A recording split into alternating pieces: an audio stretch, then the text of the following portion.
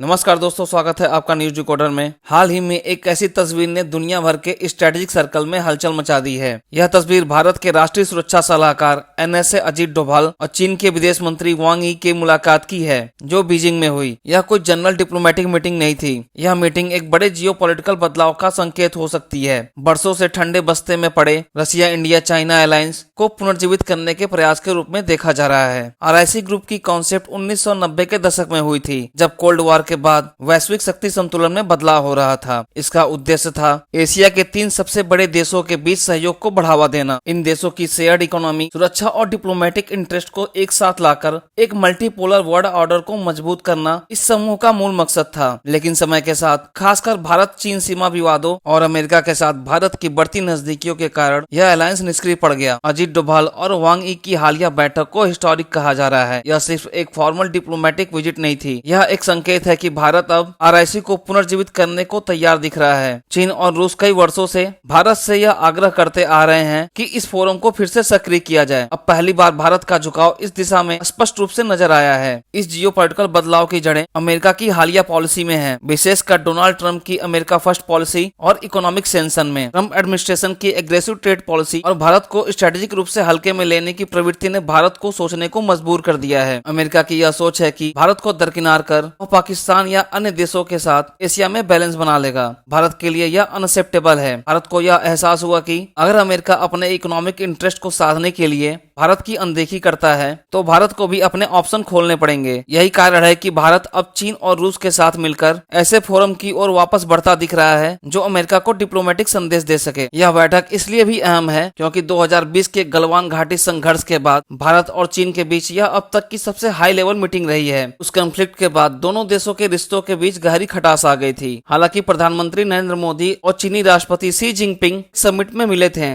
लेकिन वह conversation superficial ही रही थी। इस बार मामला अलग है। यह बैठक स्ट्रेटेजिक और लॉन्ग टर्म सोच के तहत की गई है। भारत के लिए आरआईसी को पुनर्जीवित करना केवल डिप्लोमेटिक मजबूरी नहीं, बल्कि स्ट्रेटेजिक संदेश भी है। भारत जानता है कि चीन भरोसेमंद नहीं है और उसकी पॉलिसी एंटी इंडिया रही है, लेकिन एक अंतर्राष्ट्रीय मंच पर अगर भारत और चीन एक साथ आते हैं तो यह अमेरिका के लिए एक क्लियर वार्निंग हो सकती है। भारत पूरी तरह से उसकी तरफ झुका हुआ नहीं है। भारत यह भी जानता है कि अमेरिका एक तरफा हितों के लिए अपनी पॉलिसी बदल सकता है और अपने पुराने सहयोगियों को दरकिनार कर सकता है। यही कारण है कि भारत को एक संतुलन बनाना जरूरी है, ताकि वह अपने नेशनल इंटरेस्ट की रक्षा कर सके। अगर अमेरिका को यह लगता है कि वह भारत को दरकिनार कर इंडो स्पेसिफिक में स्ट्रेटेजिक बढ़त हासिल कर सकता है, तो वह भूल में है। भारत की भूमिका केवल एक रीजनल पावर के रूप में नहीं है, वह इंडो स्पेसिफिक की सुरक्षा और आर्थिक संरचना का मुख्य स्तंभ है। अगर भारत अमेरिका के हाथ से निकलता है तो अमेरिका को न केवल हिंद महासागर में बल्कि पूरी एशिया में स्ट्रेटेजिक झटका लगेगा। भारत और चीन की ज्वाइंट पॉपुलेशन लगभग 3 बिलियन है, जो कि पूरे वर्ल्ड की 40% आबादी है। यदि अमेरिका भविष्य में भारत और चीन को अपने बाजार से बाहर कर देता है, तो ये दोनों देश मिलकर एक दूसरे की विशाल बाजारों में व्यापार कर सकते हैं और अमेरिकी बाजार से होने वाले नुकसान की भरपाई कर सकते हैं। यह अमेरिका की अर्थव्यवस्था के लिए गंभीर चुनौती बन सकती है। बेशक भारत के लिए चीन पर भरोसा करना आसान नहीं है। चीन की पॉलिसीज एंटी इंडिया रही है, चाहे वह सीमा विवाद हो या अंतर्राष्ट्रीय मंचों पर भारत के हितों का विरोध करना। लेकिन प्रेजेंट में यह लॉन्ग टर्म एग्रीमेंट बल्कि स्ट्रेटेजिक मैसेजिंग का हिस्सा है। यह अमेरिका को दिखाने का एक जरिया है कि अगर उसे भारत का सहयोग चाहिए तो वह भारत को हल्के में नहीं ले सकता। डोनाल्ड ट्रंप की इकोनॉमिक पॉलिसीज न केवल अमेरिका के विरोधियों को बल्कि उसके सहयोगियों को भी असहज कर दिया है। भारत और चीन दोनों इस बात को समझते हैं कि अगर उन्हें अपनी इकोनॉमी को सुरक्षित रखना है तो उन्हें अमेरिका की पॉलिसी के खिलाफ मिलकर खड़ा होना पड़ेगा। इसीलिए दोनों देश फिलहाल आर्थिक मोर्चे पर एकजुट होते दिख रहे हैं। अमेरिका के पॉलिसी मेकर को यह सोचना होगा कि भारत को हल्के में लेना कितना महंगा पड़ सकता है। अगर भारत रूस और चीन के साथ मिलकर काम करता है तो अमेरिका की पूरी एशिया पॉलिसी को रीएवैल्यूएट करना पड़ेगा। अमेरिका ने हाल के दिनों में पाकिस्तान के साथ फिर से रिश्ते मजबूत करने की कोशिश की है, यह मानते हुए कि वह भारत के बिना भी चल सकता है। लेकिन यह स्ट्रेटजी भारत को दूर ढकेलने के लिए खतरा लेकर आई है। फाइनली भारत का यह स्टेप कोई परमानेंट टिल्ट नहीं बल्कि एक बैलेंसिंग एक्ट है। भारत ना तो पूरी तरह से अमेरिका से कटना चाहता है, ना ही चीन की गोद में बैठना चाहता है। वह बस यह सुनिश्चित करना चाहता है कि कोई भी शक्ति, चाहे वो अमेरिका ही क्यों ना हो, भारत को नजरअंदाज ना कर सके। आरआईसी की पुनर्स्थापना भले ही टेम्परेरी स्ट्रेटेजिक स्टेप हो, लेकिन यह अमेरिका को स्पष्ट संदेश देता है अगर आपने भारत को दबाने या अनदेखा करने की कोशिश की, भारत के पास विकल्प मौजूद हैं और भारत उन विकल्पों को अपनाने से हिचकेगा नहीं, भले ही वह विकल्प चीन जैसे विरोधियों के साथ टेम्परेरी स्ट्रेटेजिक एग्रीमेंट ही क्यों ना हो। आने वाले महीनों में भारत चीन के बीच कुछ और एग्रीमेंट हो सकते हैं जो इस इक्वेशन को और स्पष्ट करेंगे। लेकिन एक बात तय है, अमेरिका और उसके रणनीतिकारों को अब भारत को हल्के में लेने की भूल नहीं करनी चाहिए। RIC के पुनर्जीवन ने दिखा दिया है कि भारत एक इंडिपेंडेंट डिप्लोमेटिक पोल बनने की ओर अग्रसर है, जो ना किसी की पपेट है, ना ही किसी पोल का परमानेंट मेंबर। हालांकि भारत के RIC ज्वाइन करने पर आपका क्या मानना है? क्या भारत ने सही किया या गलत? कमेंट कर हमें बताएं।